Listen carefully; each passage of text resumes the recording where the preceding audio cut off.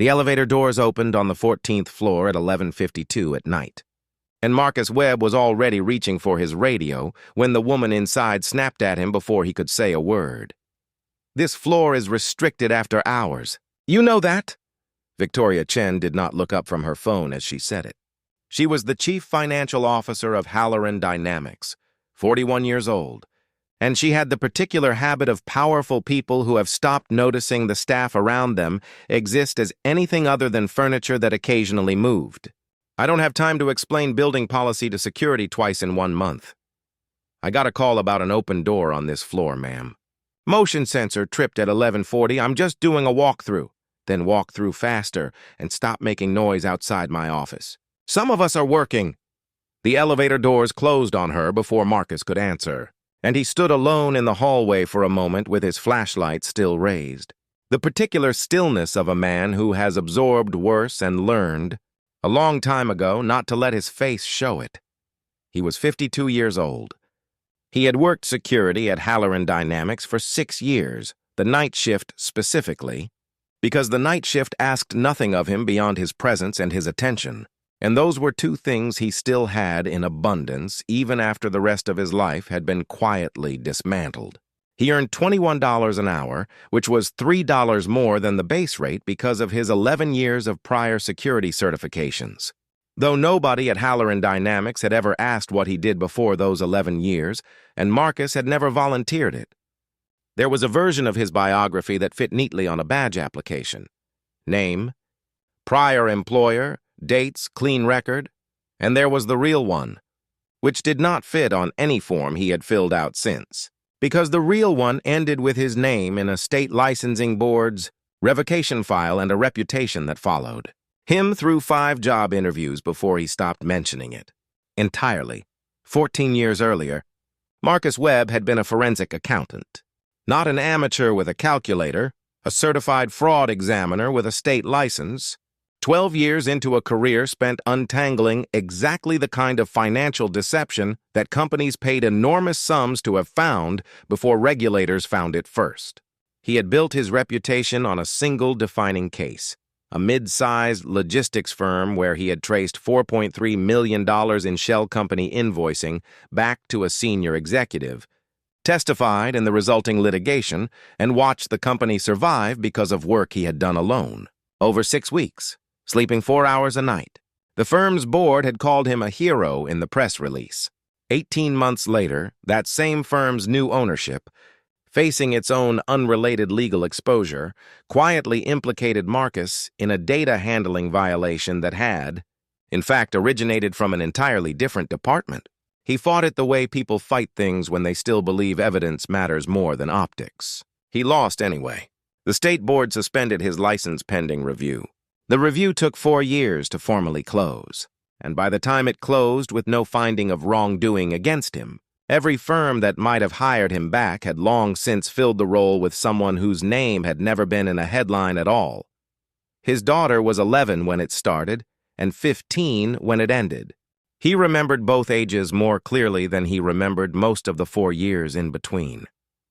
Before we continue, if you believe that kindness has no rank and grace wears no uniform, please like this video, subscribe to Kindness Tales, and share this with someone who needs to believe in people again today.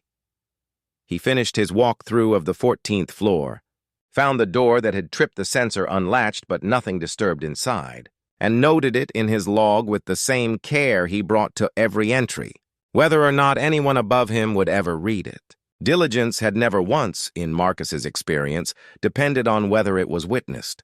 That was a lesson he had learned twice, once from his own training, and once from the years after his license was suspended, when diligence was the only part of his professional identity nobody could take away from him, because it did not require a license at all.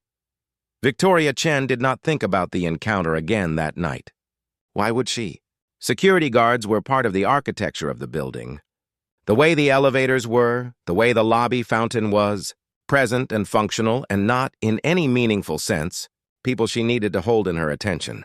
She had risen to CFO of a $600 million logistics and freight company through 18 years of relentless, unforgiving work, and somewhere in those 18 years, she had learned to conserve her attention as a resource, spending it only where it produced returns. A night guard on the 14th floor did not produce returns.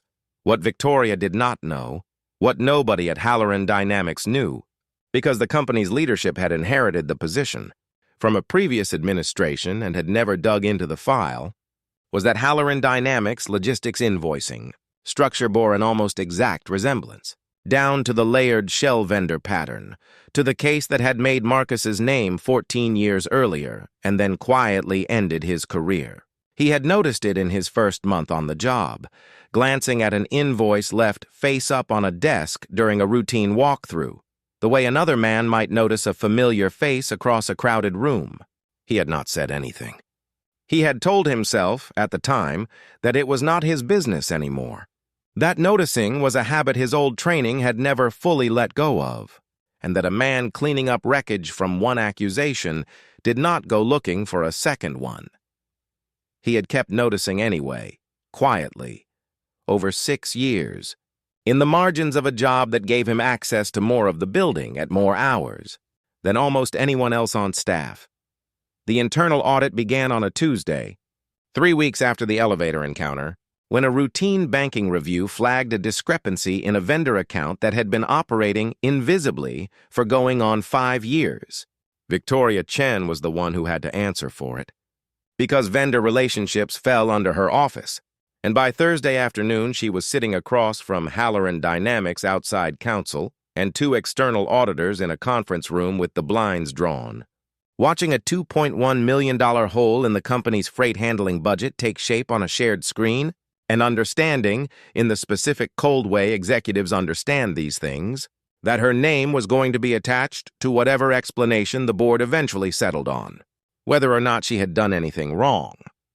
She left the building that evening later than usual, past 11, and found herself standing at the same elevator bank where she had snapped at Marcus 3 weeks earlier.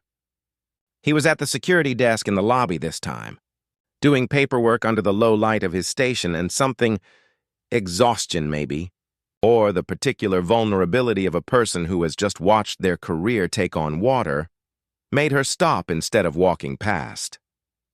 "Can I ask you something?" she said. "Have you ever noticed anything strange with the vendor paperwork that comes through this building? You see more of these floors than anyone." Marcus looked up. He considered for a long moment the version of this conversation where he said no and went back to his paperwork, because that version cost him nothing and asked nothing of a life he had rebuilt very carefully around asking nothing of anyone. Then he considered the other version. "The Meridian Freight Solutions account," he said. "5th floor storage room, invoices going back about 5 years. The registered address doesn't match any building I've ever heard of, and I've delivered packages to a lot of addresses in this city." Victoria stared at him. "How do you know that?" "I used to do forensic accounting. Fraud examination. A long time ago before this." He gestured faintly at the uniform. "I noticed the pattern about a year into working here. I didn't say anything because it wasn't my place. And because the last time I said something about a pattern like this, it cost me my license and 4 years of my life over an accusation that had nothing to do with what I'd actually found." Victoria sat down slowly on the edge of the lobby's waiting bench, the folder of audit documents still under her arm, and looked at him with an expression that had shed, in the space of about 4 seconds, every trace of the impatience she had shown him 3 weeks earlier. "I need everything you remember," she said. "Not eventually. Tonight." They sat in the lobby until nearly 2 in the morning, Marcus walking her through 6 years of small, quietly accumulated observations, invoice numbers he had memorized without meaning to, a delivery address he had once driven past on his own time out of old professional habit, a vendor name that recurred with a frequency that meant something to a man trained to notice frequency. By the time the external auditors arrived at 8 the next morning, Victoria had a working theory that took them 4 days instead of 4 months to confirm. The shell vendor collapsed under scrutiny within the week. The executive behind it, a regional operations director 3 levels below Victoria, who had built the scheme quietly over years, betting correctly that nobody was watching the 14th floor at midnight, was terminated and referred for prosecution. Victoria found Marcus at his desk 2 weeks later, off his usual shift, waiting for her. "The board wants to thank the person who cracked this," she said. "I told them it wasn't me. I told them it was a man who used to do this work professionally, until a company just like this one destroyed his career for finding something they didn't want found." "You don't owe me anything," Marcus said. "I told you what I remembered." "That's all that happened." "That's not all that happened," Victoria said. "You watched this pattern for 6 years and said nothing, because the last time you spoke up it cost you everything. And you told me anyway."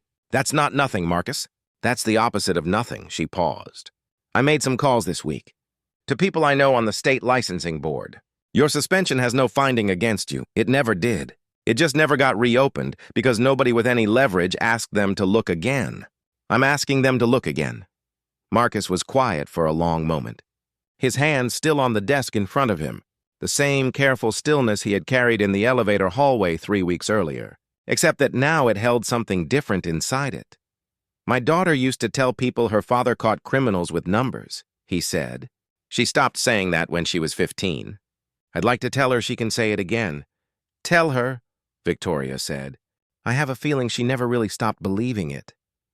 8 months later, Marcus Webb's license was fully reinstated, and Halloran Dynamics Board, at Victoria's recommendation, brought him on as a senior fraud examiner reporting directly to the CFO's office, the same office whose door he had once been told to walk past quietly and without questions. He kept his old security radio in a drawer of his new desk. He never explained why, and nobody who mattered ever asked him to. If this story moved you, please like this video, leave a comment, and share it with someone who needs to hear it today. Subscribe to Kindness Tales for more stories of courage, grace, and the small human moments that change everything. And tell us in the comments, has someone in your life ever proven to be far more than the role they were given?